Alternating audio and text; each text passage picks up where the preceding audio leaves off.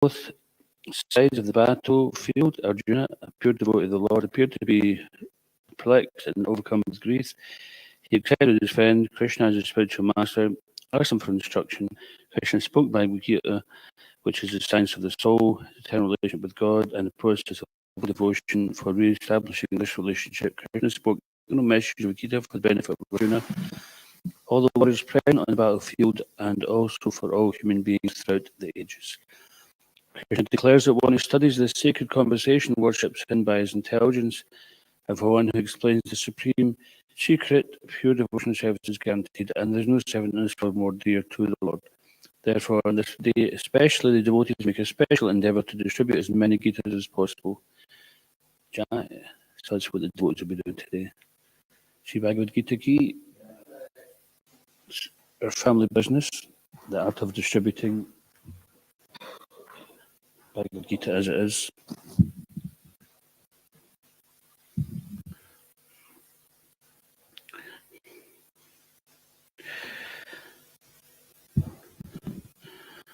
So I don't know where we are here. Srila Prabhupada started with no facility, yet he let loose an unprecedented deluge of transcendental knowledge on the world through his books. The volume and quality of literature that poured from Srila Prabhupada's pen, typewriter, and dictating machine in the 12 short years after he arrived in America is historic and astounding. In fact, the number of his books that sold within that period place him as one. I should say one of the best-selling authors of all time. Taking fiction writers away from that short list, he is likely one of the best-selling non-fiction authors of all time. Interesting. The people are more interested in fiction than truth. So you have to take away the non-fiction writers. So Prabhupada Ki. Therefore, Epi Yashku Shuktribhuvana. His fame is spread throughout the three worlds. Om Namo Bhagavate Vasudevaya. Om Namo Bhagavate Vasudevaya. Om Namo Bhagavate Vasudevaya. Reading from Srimad Bhagavatam, 7th Canto, Chapter 5, entitled Prahlad Maharaj, the Saintly Son of Hiranyakashipu. Summary of this chapter. Prahlad Maharaj did not carry out the orders of his teachers, for he was always engaged in worshipping Lord Vishnu. As described in this chapter, Hiranyakashipu tried to kill Prahlad Maharaj even by having a snake bite him and by putting him under the feet of elephants, yet he was unsuccessful.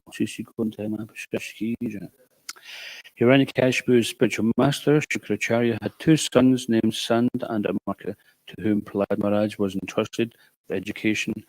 Although the teachers tried to educate the boy Prahlad in politics, economics, and other material activities, he did not care for their instructions. Instead, he continued to be a pure devotee. Prahlad Maharaj never liked the idea of discriminating between one's friends and enemies because he was spiritually inclined. He was equal toward everyone. Once upon a time, Hiranyakashipu inquired from his son what was the best thing that he had learned from his teachers. Prahlad Maharaj replied that a man engrossed in the material consciousness of duality, thinking, "This is mine and that belongs to my enemy," should give up his householder life and go to the forest to worship the Supreme Lord. So he didn't ask which teachers. What's the best thing you learned from your teachers? He didn't say necessarily what you've learned from Sanda and Amarka at school. When Hiranyakashipu heard from his son about devotional service, he decided this small boy had been polluted by a friend in school. Thus he advised the teachers to take care of the boy so that he would not become a Krishna-conscious devotee. However, when the teachers inquired from Prahlad why he was going against their teachings, Prahlad Maharaj taught the teachers that the mentality of ownership is false and that he was therefore trying to become an unalloyed devotee of Lord Vishnu. The teachers, being very angry at this answer, chastised and threatened the boy with many fearful conditions. They taught him to the best of their ability and then brought him before his father.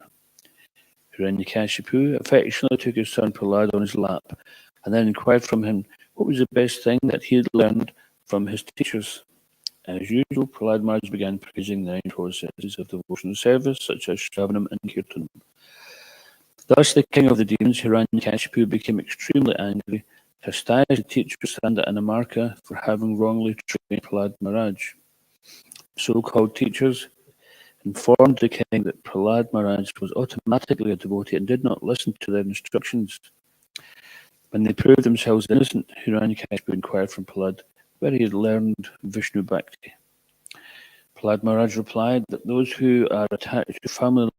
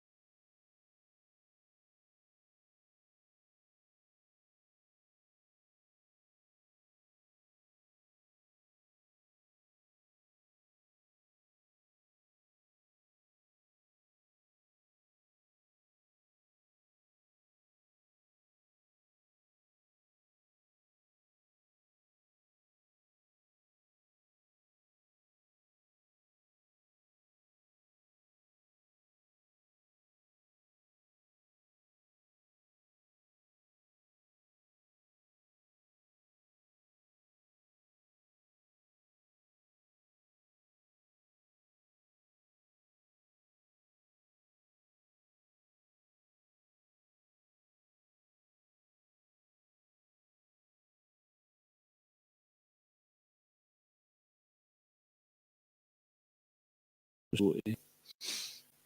So he was preaching Krishna Bhakti, which was seen as being misbehaving.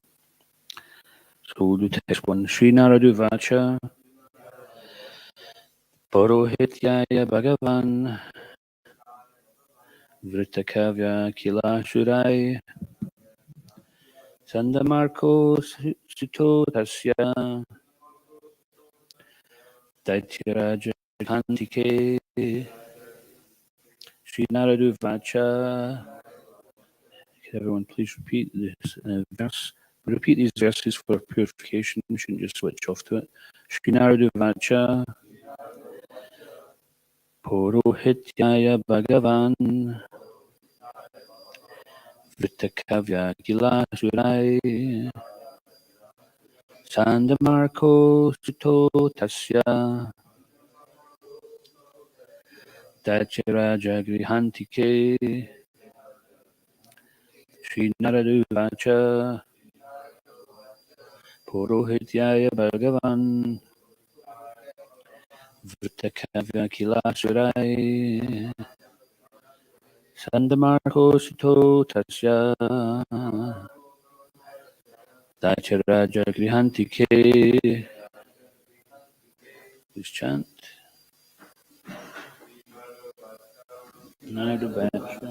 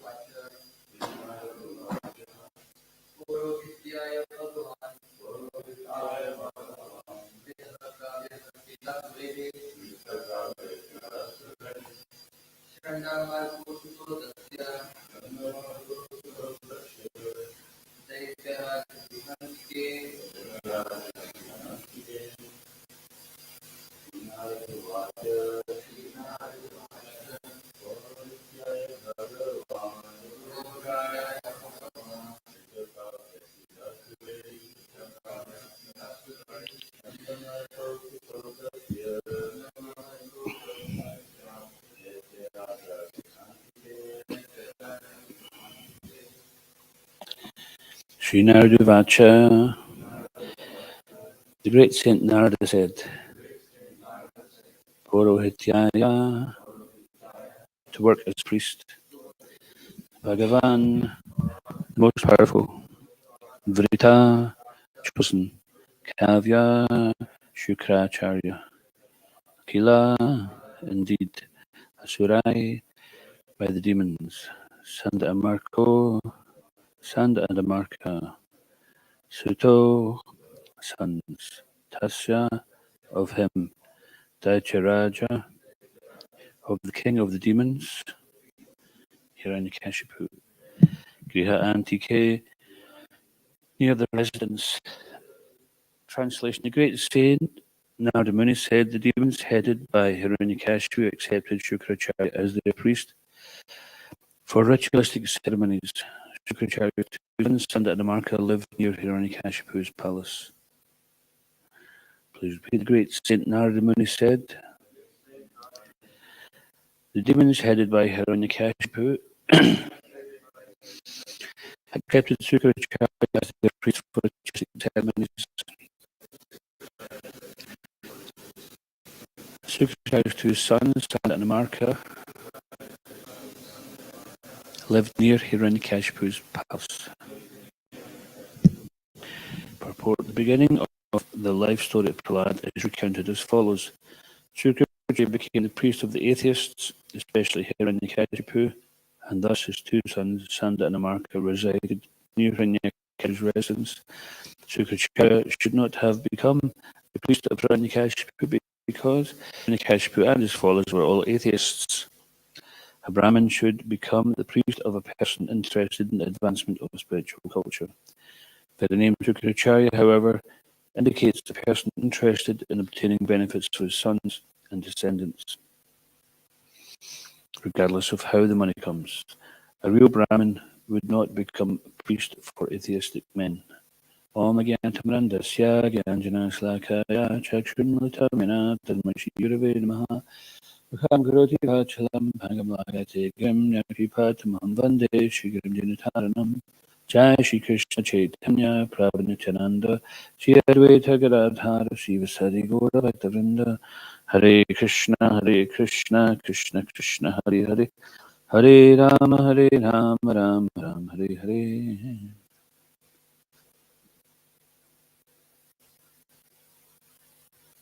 The great Saint Narada Muni said that the demons, headed by Hiranyakashipu, accepted Shukracharya as their priest for ritualistic ceremonies. Shukracharya's two sons, Sanda and Amarka, lived near Hiranyakashipu's palace. So, in the purport here, Prabhupada says the beginning of the life story of Prahlad is recounted as follows, but it doesn't really say anything about Prahlad, does he? He speaks about what?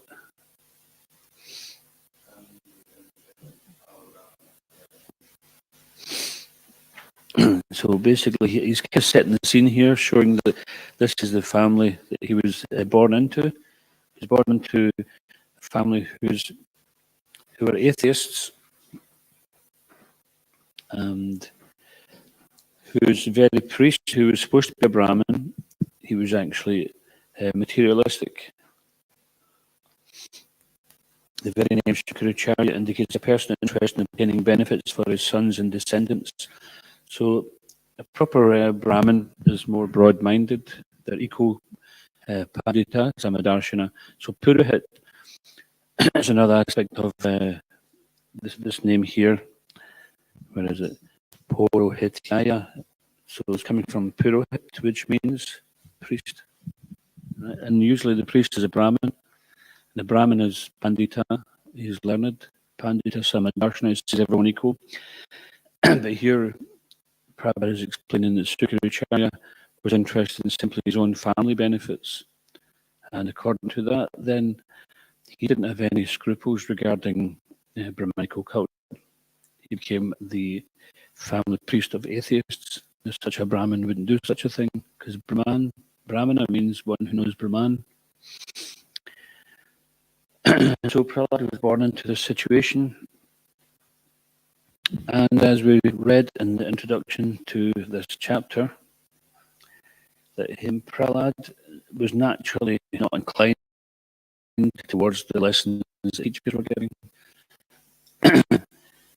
And Prabhupada mentions here the so-called teachers. Why would they call them so-called teachers? Because apparently they were teachers, like like in all the universities and colleges and schools, so many teachers, right? Hands up here who's got a degree. Hands up here who's got any O levels. Jayananda, do you have any O levels? Or any Z levels? O levels. I talked to you about O levels, right? Oh, yeah, I'm sure you did. You probably had it in art at least. So we get some different certificates, and so is it they call themselves a teacher? They set up some kind of system of education, just like a few years ago we were discussing how yoga had degenerated. The yoga as spoken of in Bhagavad Gita, Patanjali, etc. It's really quite ridiculous. People are calling it beer yoga, so they have a bottle of beer. Everyone gets a bottle of beer. And this is, you have to go to, you don't just take your yoga mat, you take a bottle of beer. You do an asana, you take a drink. Then you change into another asana, you take a drink of beer. What nonsense is that? The beer is going to make your mind uncontrolled, and the yoga is meant for controlling the mind. So it's a contradiction in terms. So the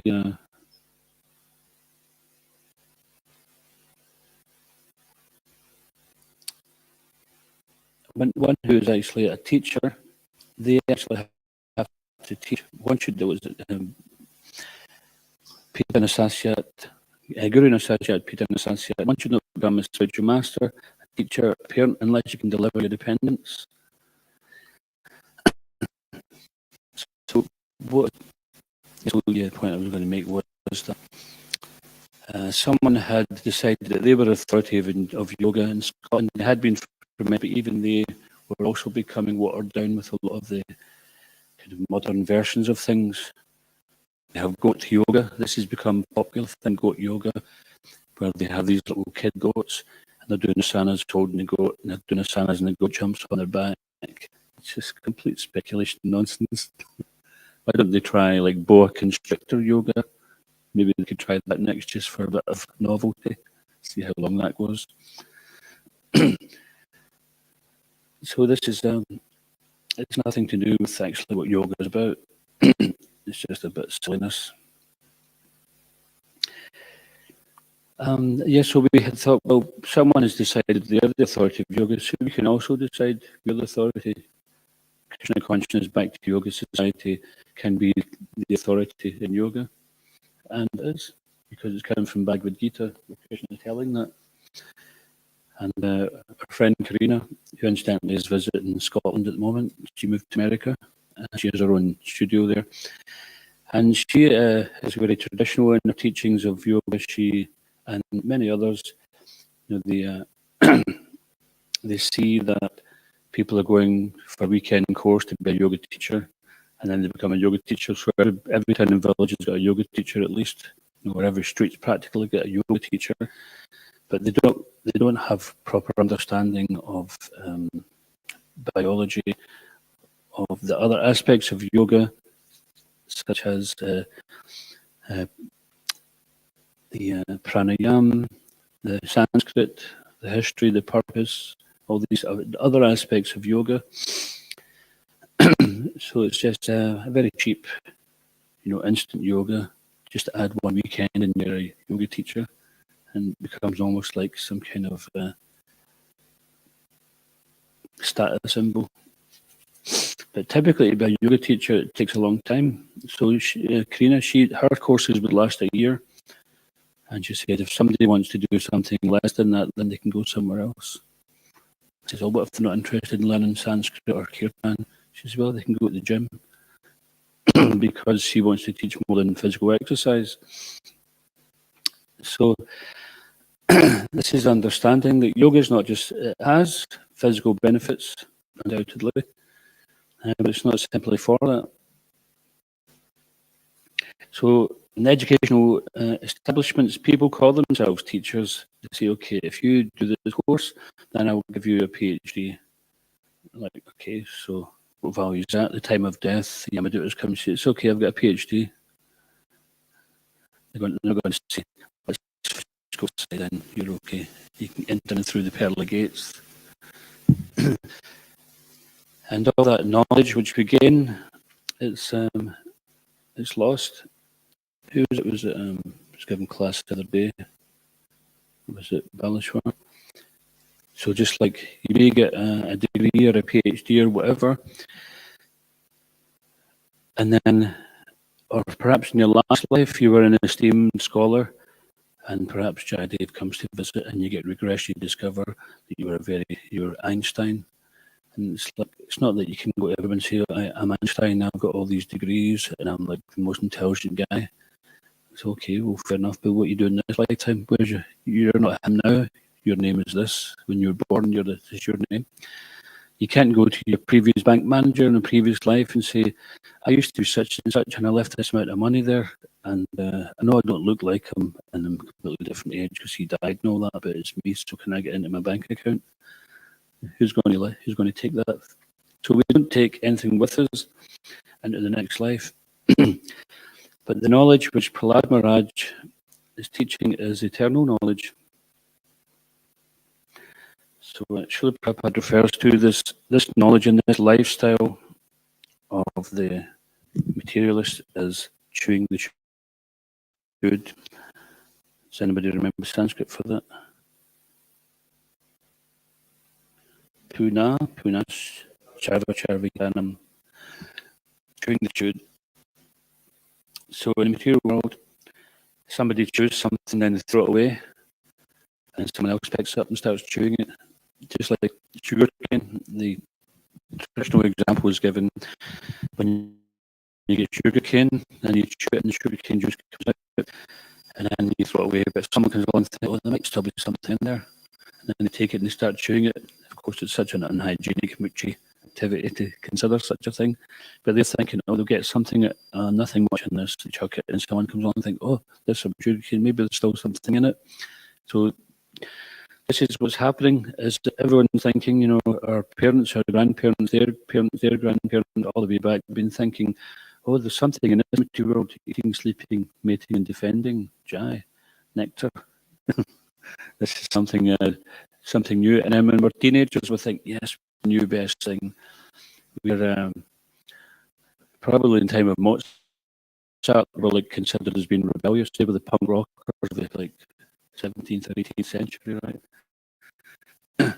And when the big band came out in the 30s, they were considered to be ambitious.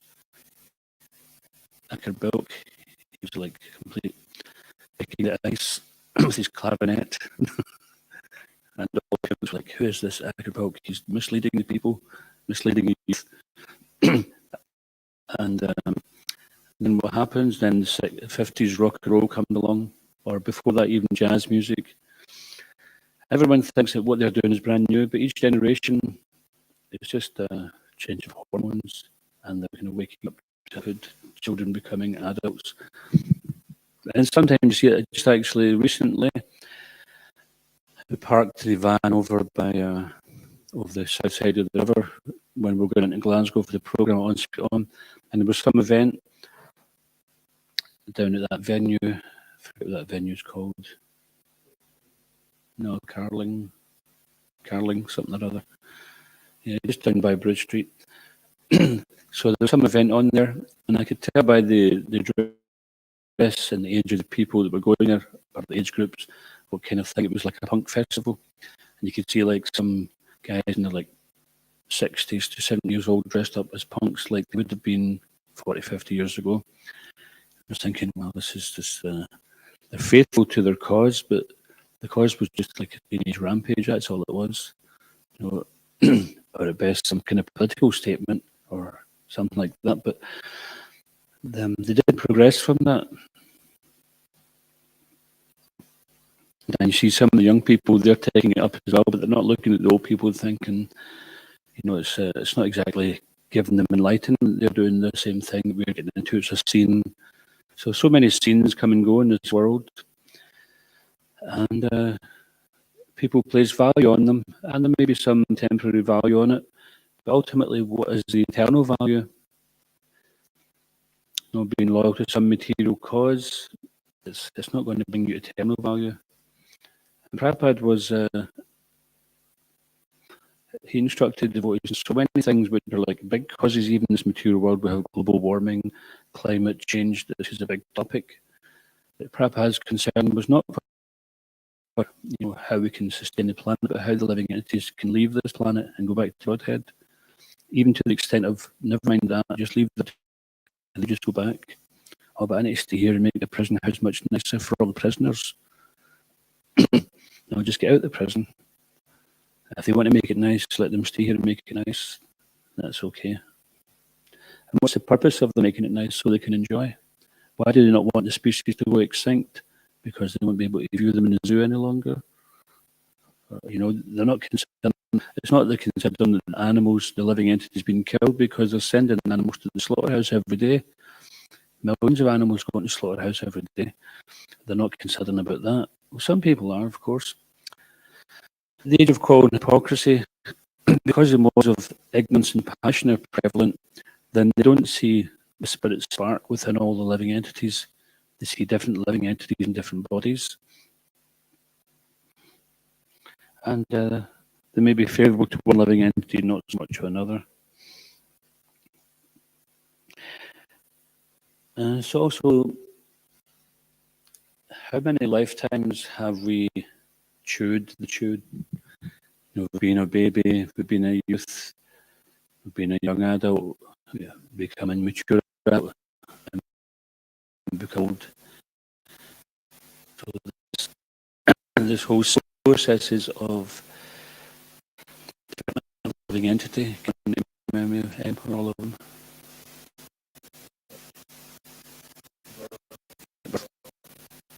And growth. Products means offspring, yeah. Training for some and finally vanish. They vanish. And it's interesting probably use the word vanish, because they just vanish from our sight. They don't actually die. Nobody dies. That's the good news. In the Bible, they talk about the good news. The good news is actually that nobody dies. So we go through these processes time and time again, and we think this time is the best, this time is the most significant, and this time is most meaningful. And the time that we're living in is the times of enlightenment, and before that everybody was like ignorant. But the human beings were always inquisitive, they were always insightful, ingenious, etc.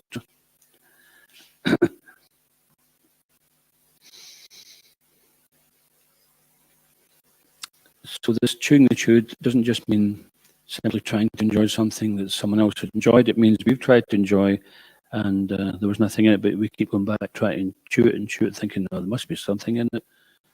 People are taking intoxication, and they're getting involved in sex life, etc. And the reactions have never been good for these things. And there's so many times, even just like on a kind of modern basis, people work all week, get their paycheck at the end of the week, and they try to enjoy the weekend, often to forget about the miserable week they had at work. And they enjoy so much that they think, oh, never again. But then a week passes by, and this boga tyag, enjoying so much that we renounce it. It becomes, this enjoyment becomes distasteful. And then with the renunciation, it becomes too much trouble, then they want to enjoy it again. So this swinging pendulum of the chewing of the boga tyag is perpetuated by the desire to enjoy separately from Krishna. Only we can stop that. Only we can actually enter into the service of the Lord, choose to do that.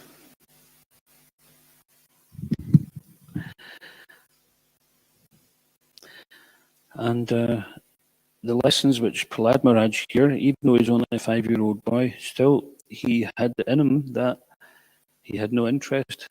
So this knowledge obviously was not something that Hiranyakashipu could determine was coming from anyone who may have taught him anything in this life. It obviously carried on from next life. This is proof that whatever you learn in spiritual life, in previous life, you carry it with you. Material life, that's gone with the body. And Prahlad Maharaj, he was basically teaching the 9 processes to his girlfriend, Shravanam, Kirtanam, Vishnu Smarnam, Padasevanam, Archanam, Vandanam, Dasham, Sakyam, Atmanivedanam.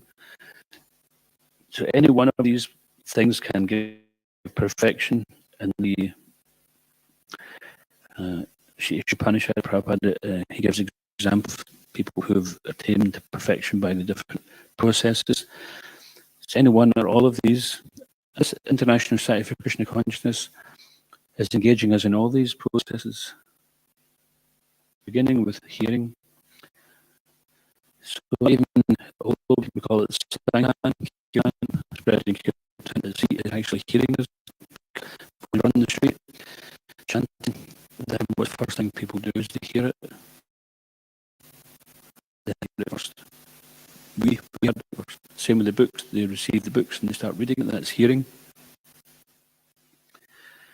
And today, being Gita Jayanti, is a very auspicious day to give people Bhagavad Gita. Now just imagine someone gets a book today, Bhagavad Gita, and they become a devotee, and then years later they realise that their spiritual life started on Gita Jayanti. The Bhagavad Gita, which was spoken to Arjuna, came into them on the very day that Krishna spoke it to them. Of course, any day we can give out loads of books, loads of Bhagavad Gitas, and all the books are based on the teachings of Bhagavad Gita.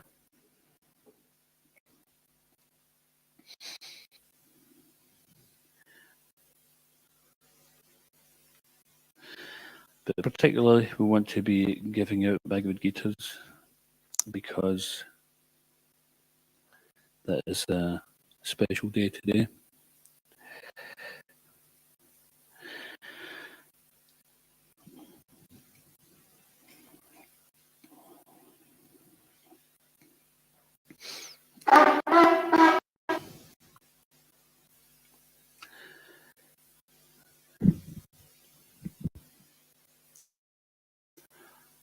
So Prahlad Maharaj, we're going to hear in detail in this chapter what was described in the summary.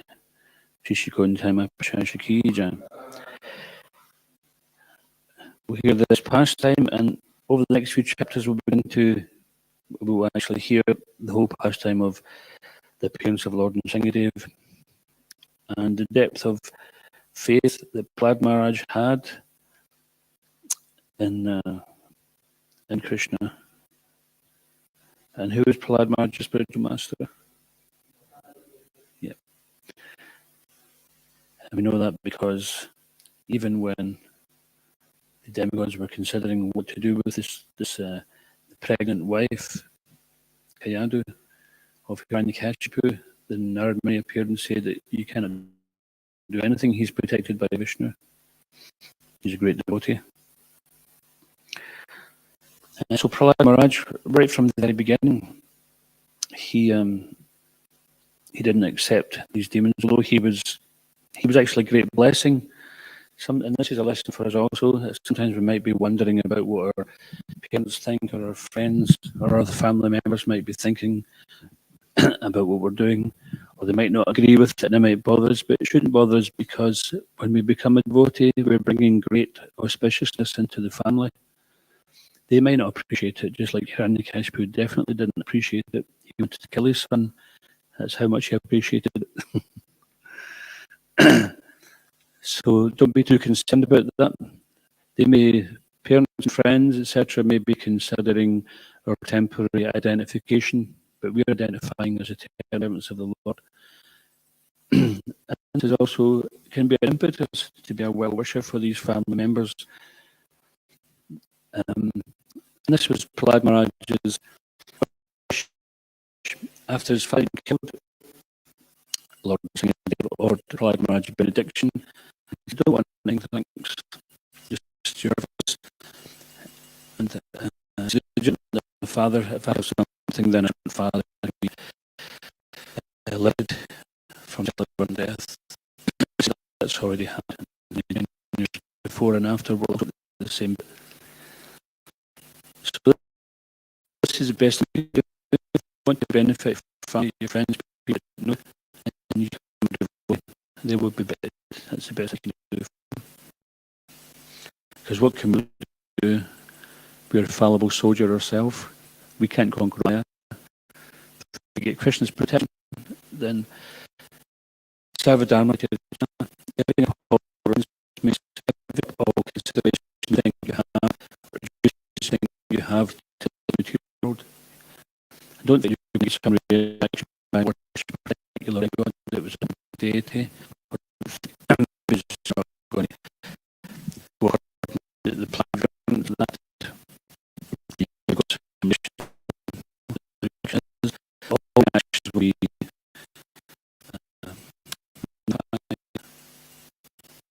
and school actions, they also so this is what we're giving Prabhupada's books out to someone. They or at the house, then this is like every day in the house that is present, and she'll explain them to be like time bombs. Someone gets a book, they might not read it, but it's in the house, and then someone else will read it, so they may become a devotee. And sometimes these books go through my hands, in the shop, in the plastic bag, and someone goes fishing and pull it out, and the bag tells them, listen, I'm a devotee. Happens. Right thinking life is just too much to go in. They decided to walk off, and then I up to the back door, had to put it away, and nearly years later, still so things to get them mind distribution product called. It's not like we're going to be very selective, so you're not affected to this book, trying that, just get everybody. Lord Chaitanya's mood, they broke open the storehouse of love of God, and they didn't describe who they gave it to. So we don't discriminate either, because we don't know who's going to get it. Krishna is in the heart of all the living entities. If we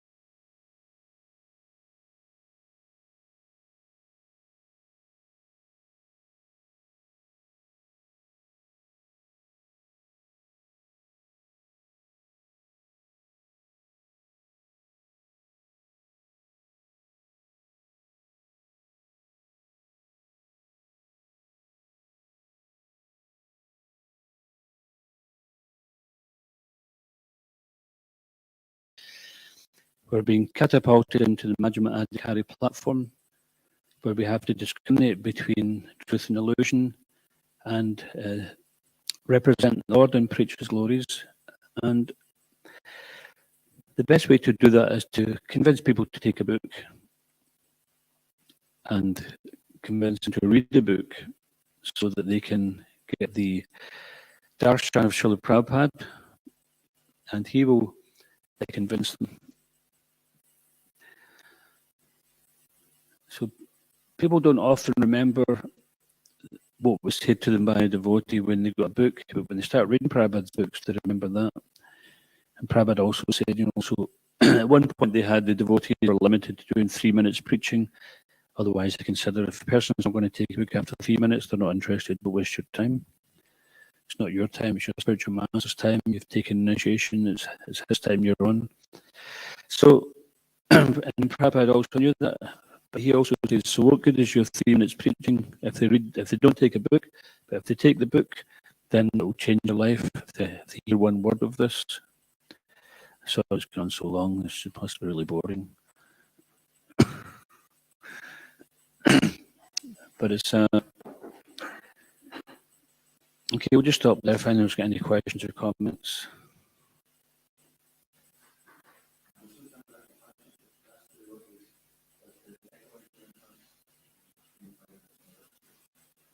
Yeah.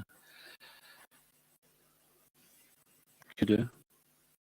Okay, anyone get any takeaways from class?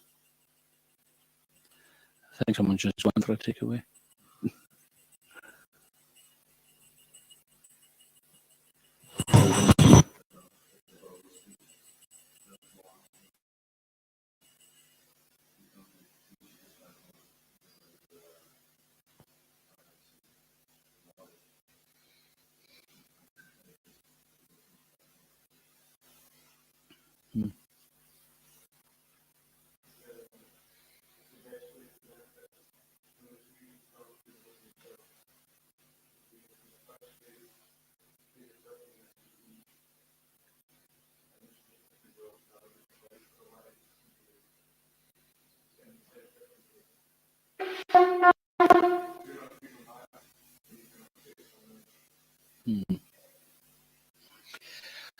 And also, if we're following nicely, then Krishna can empower us. You know, if we're not following very well, then Krishna's not so present there to help us.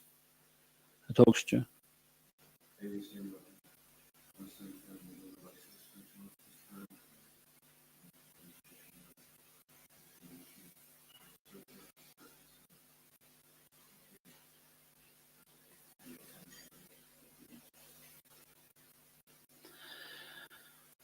Okay, if there's nothing else, we can just finish. It's Gangavinda ki, Prabhupada ki, Kantaraj Srimad Bhagavatam ki, Tagore Prana. Gaur Bhaktavinda ki.